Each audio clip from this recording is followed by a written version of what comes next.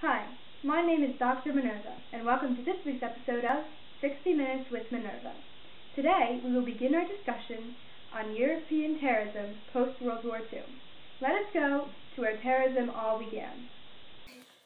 During the French Revolution, the word terrorism first entered the European language. In 1789, Parisian governments used violence to impose their new radical order. The official definition of terrorism was recorded by the Académie Française. It was defined as the system or rule of terror. Let us begin with the Irish Republican Army.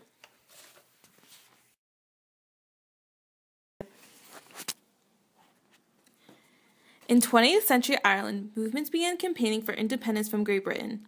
In 1801, the Anglican United Kingdom merged with Roman Catholic Ireland. The Catholic Irish nationalists opposed the Protestant Irish Unionists, and in 1914, the Irish Home Rule Bill was passed. Implemented after World War I, this bill stated how Ireland could rule itself.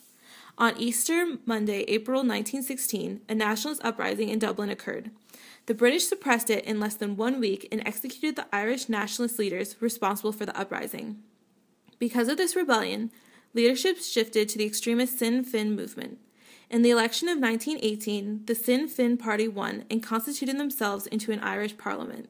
In January 21, 1919, they declared Irish independence. As a result, the IRA fought British in the Irish War of Independence from 1919 to 1921.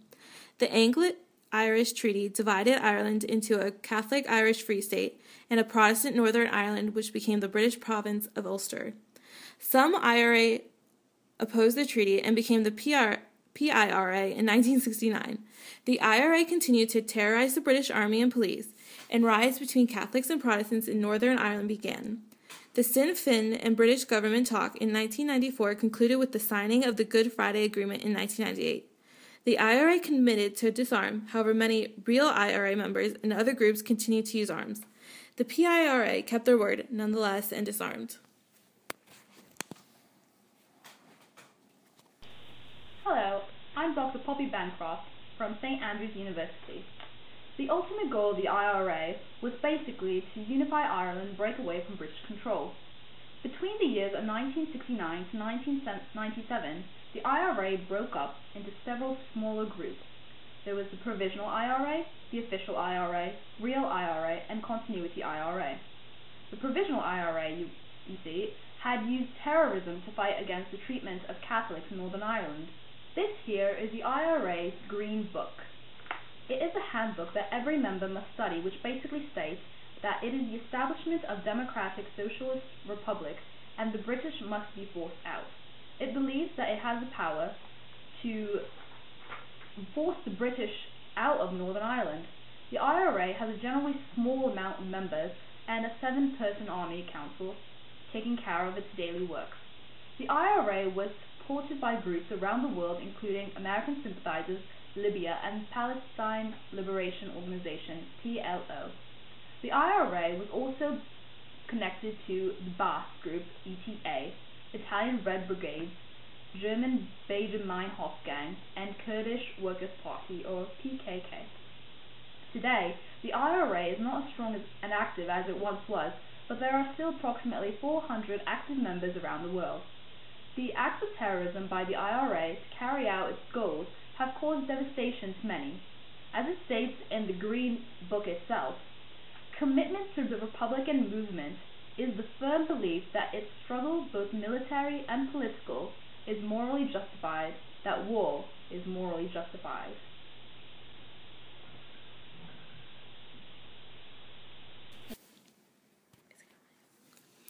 Bloody Friday of 1972 was an attack by the Irish Republican Army in Belfast. 22 bombs were fired in a little over an hour, killing 9 and injuring 130. Bloody Sunday took place in Derry, Northern Ireland, where unarmed civil rights protesters were shot in cold blood by the British Army. Some of the victims were mere teenagers. In 1979, Queen Elizabeth II's uncle, Lord Mountbatten, and 3 others were killed when their boat was blown up. 1998 marked an awful car bombing in Northern Ireland, killing 29 people. This resulted in threats coming from the Irish government. What a tragedy. Now let's take a look at the Basque region of France and Spain. Bonjour and welcome My name is Madame Mireille Girardot, and I will be speaking about the Basque Terrorist Organization, also known as the ETA. The ETA is based in the Basque Country that spans the region between Spain and France. The Basque has an independent culture and language and was relatively self-governing until the 20th century. The ETA was founded in 1959 during Francisco Franco's reign. Basque nationalism had also emerged in the late 19th century following the crown's revoking of the fueros, the law that supported Basque independence from the Spanish government. Nationalism further escalated during the 20th century. The ETA began as a student organization group at the University of Deusto in Bilbao in 1952. Marxist and Leninist in their ideologies, this group sought a more direct route to national liberation through violence. The ETA has many objectives, the main being the final creation of an independent French state in the Basque region. They believe that the Basque to be a distinct nation and that it should have an independent state identity. Many attacks via the ETA have resulted in more than 800 deaths since the late 1960s, mainly through the bombing and targeted assassinations of political figures. The main event occurred on December 20th, 1973, when Spanish Prime Minister Luis Carrero Blanco was assassinated. Carrero was travelling in a car over a street under which the Basque placed an explosive. This was in retaliation against the governmental bombing of 5 political opponents. Furthermore, in the most lethal attack, a car bomb killed 21 civilians on June 19, 1998, and 2 Spanish police officers were killed during surveillance missions with French colleagues in Cabreton, a vacation village in France. Overall, the ETA is in steep decline. On Monday, January 10, 2011, members of the ETA announced a permanent ceasefire. They acknowledged that a solution to this Basque problem would come through democratic means rather than those of violence. The Spanish authorities are still wary over this proclamation and wait to see whether or not the ceasefire will last. Now that we have learned about past terrorist organizations, let us now learn about recent terrorist groups. What is Al-Qaeda? What is the War on Terror? Hey y'all, my name is Savannah Washington, and I'm here to tell you about Al-Qaeda and the War on Terror. President George W. Bush once told Congress that our war on terror begins with Al-Qaeda but does not end there. It will not end there until every terrorist group is found, stopped, and defeated. The War on Terror is the term used by President Bush and his administration after the September 11th attacks. It describes the military, economic, and intelligence, law enforcement, diplomatic, and communication activities undertaken after the attack. The War on Terror's main goal is to counter the range of threats categorized as global terrorism. Now let's take a look at the organization called Al-Qaeda. It was founded in 1988 by Osama bin Laden. Fun fact: Osama bin Laden was trained by the United States' very own CIA. The primary membership base was the Mujahideen, Muslim soldiers who fought the Soviets following the invasion of Afghanistan in 1979. Al-Qaeda maintains terrorist cells in different countries across Europe, the Middle East, and Southeast Asia. Elements of Al-Qaeda's leadership structure remained in Afghanistan and Pakistan following this United States invasion in 2001.